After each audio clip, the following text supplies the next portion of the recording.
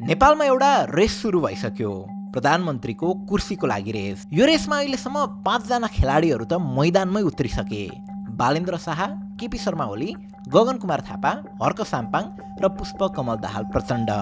यो रेसको नतिजा फागुन 21 को निर्वाचन पछि मात्र आउँछ र त्यति बेलासम्ममा यो रेसमा अरू खेलाडीहरू पनि थपिन सक्छन् र भएकै खेलाडीहरू पनि बाहिरिन सक्छन्।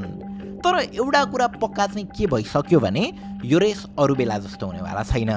खासमा निर्वाचन पछि मात्र नेपालमा प्रधानमन्त्रीको लागि रेस हुने गर्थ्यो।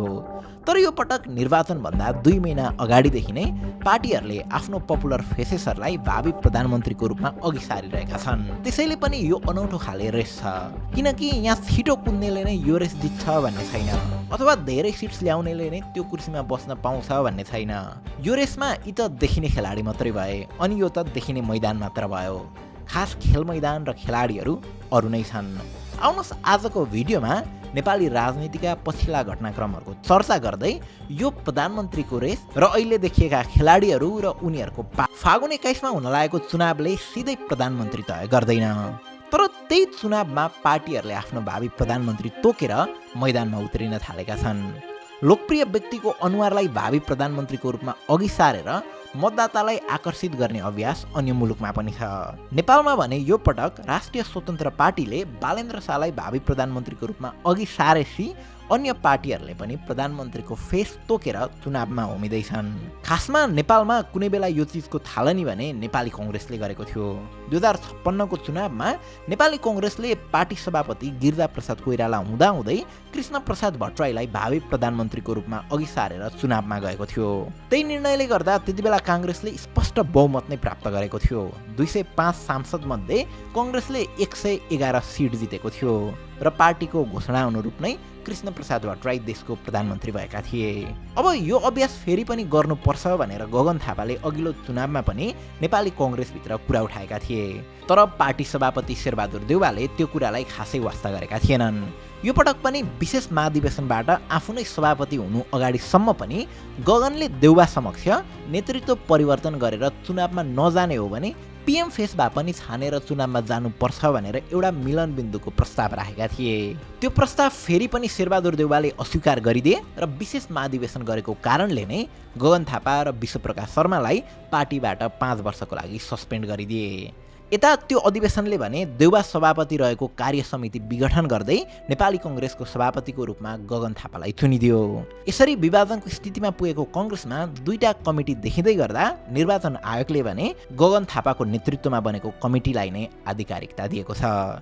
यो सँगै नेपाली कङ्ग्रेसको सभापति बनेका गगन थापा नै सम्भवतः पीएम फेसको रूपमा पनि अघि सर्नेछन्। अब उनको नेतृत्वमा कङ्ग्रेसभित्रका सबैलाई समेटेर उनी कसरी अगाडि बढ्छन्, शेरबहादुर देउवाको अबको मुभ के हुन्छ, यो विवाद अदालतसम्म पुग्यो भने अदालतले के भन्छ लगायतका कुराहरू त अझै अनुत्तरित नै छन्। तर कङ्ग्रेसमा गगन सभापति भएसँगै कङ्ग्रेसको युवा कार्यकर्ता पङ्क्तिमा भने एक खाले हौसला देखिएको छ।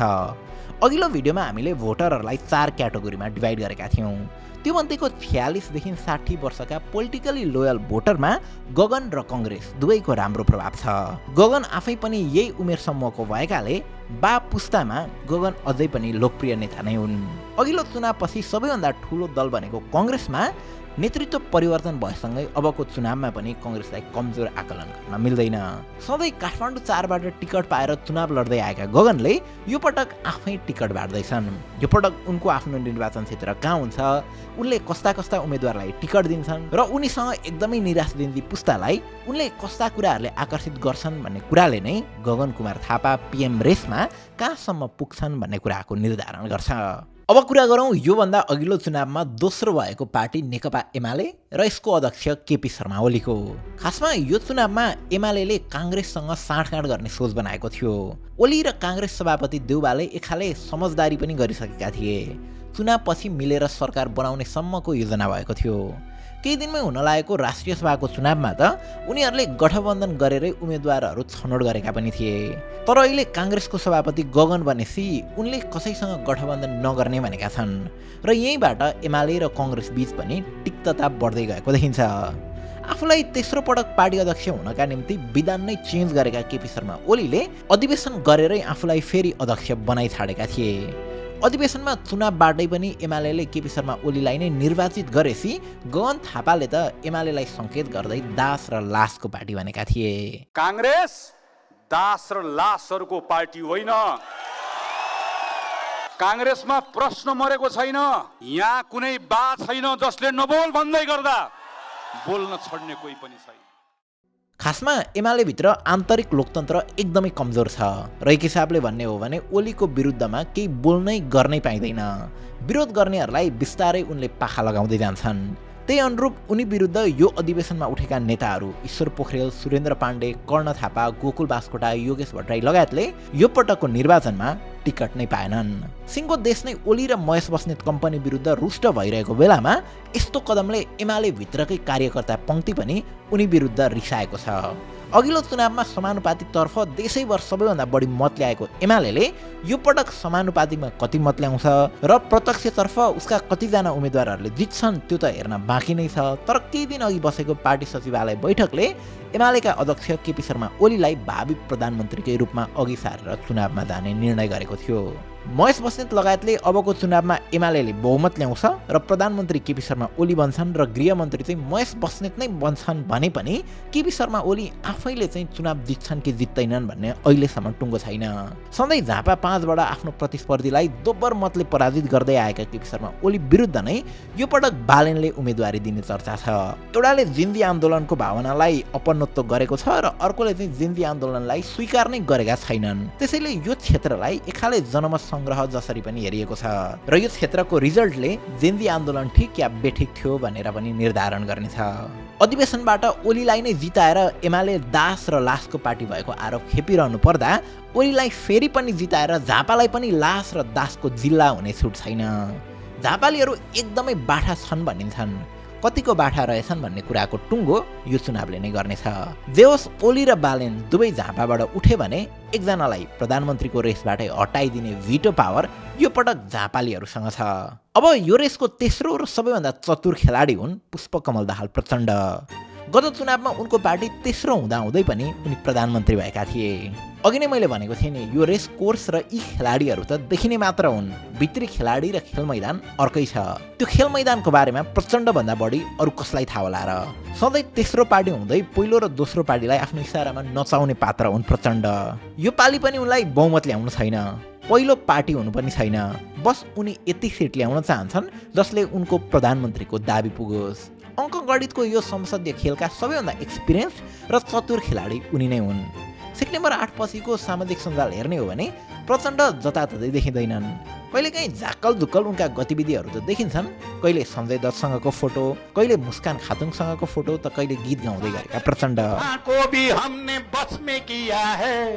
पहाड़ वो चट्टान का पथ मोड़ दिया है, सागर की तूफान को भी हमने बस में किया है, पहाड़ वो चट्टान। सामाजिक सञ्जाल हेर्दा यस्तो लाग्छ प्रचण्ड केही त गर्दैछन्, तर ठ्याक्क के गर्दैछन् र किन गर्दैछन् भेउ पाउन गाह्रो हुन्छ। सुरुमा त जेएनजी आन्दोलन नै उनले गराएको भन्ने खाले भ्रम फैलियो। खासमा जेएनजी आन्दोलनको दिन वान अफ द फर्स्ट आक्रमण उनकै खुमलटारको घरमा भएको थियो, तर प्रचण्ड त्यो घरमा थिएनन्। पछि माहौल बन्दै गए पछाडि उनी बिस्तारै सार्वजनिक हुँदै गए अनि आफूले आफूलाई पार्टीको अध्यक्षबाट हटाएर संयोजक बनाए। त्यसपछि देश दौडामा निस्किएर माहौल बुझेका उनले उन्डाइक्स दललाई एकीकृत गरी नेकपाको निर्माण गरेका छन्। उनको पार्टीमा उनी बाहेक पनि दुईजना त पूर्व प्रधानमन्त्री नै छन्, माधव कुमार नेपाल र जलनाथ खनाल।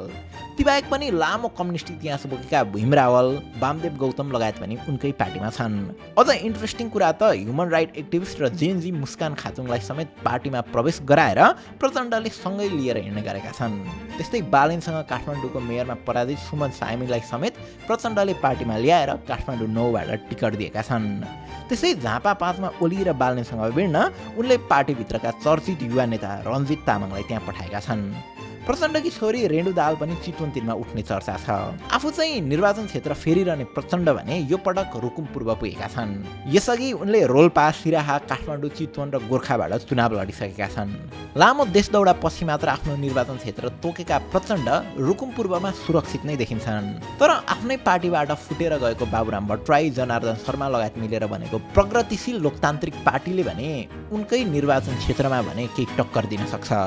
बाँकी त प्रचण्ड स्ट्राटेजिक भए पनि उनलाई यी 3 टाउकेहरूभन्दा फरक राखेर हेर्न चाहिँ मिल्दैन।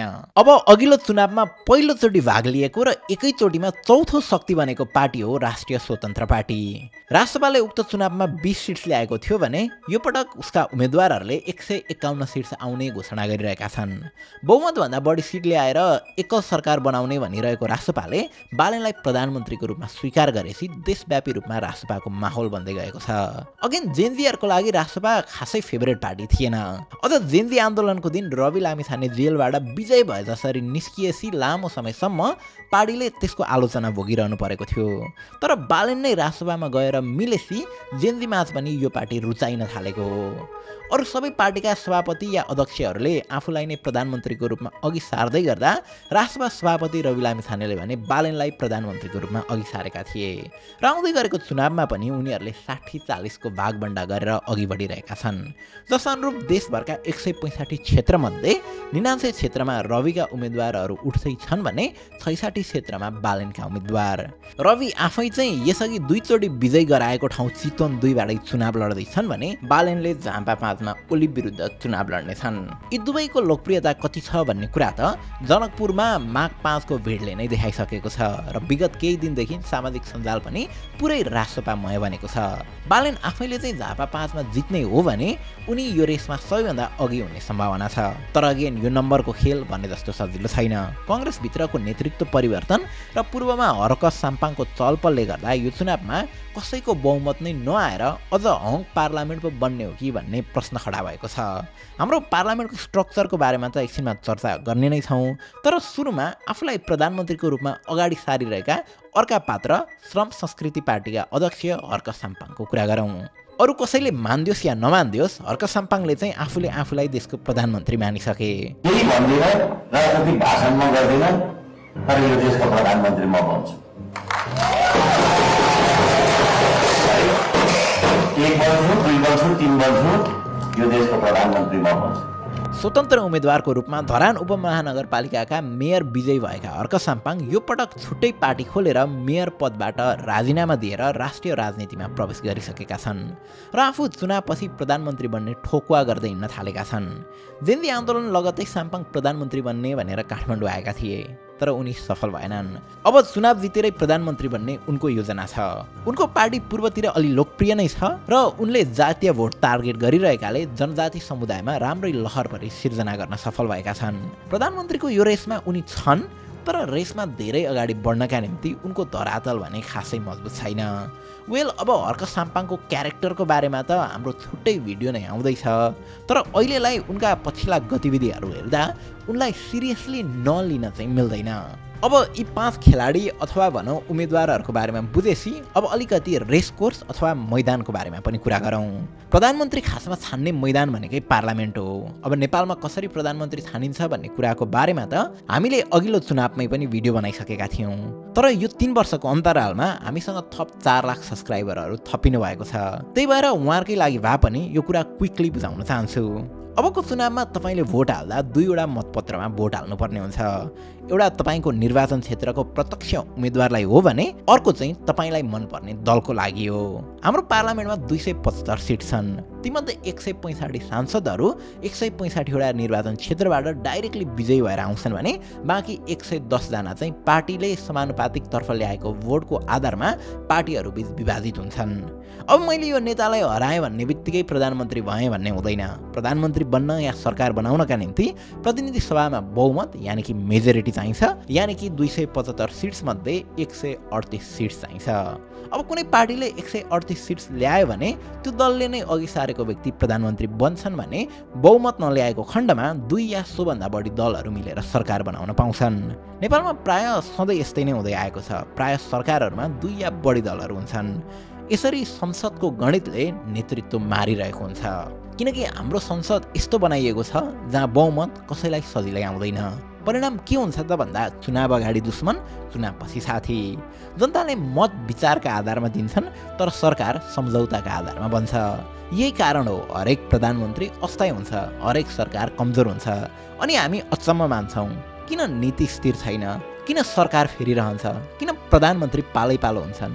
समस्या व्यक्तिमा पनि छ, तर त्योभन्दा ठुलो समस्या यस्तो संसद हो जहाँ नेतृत्व सङ्ख्याले होइन बार्गेनिङले तय हुन्छ।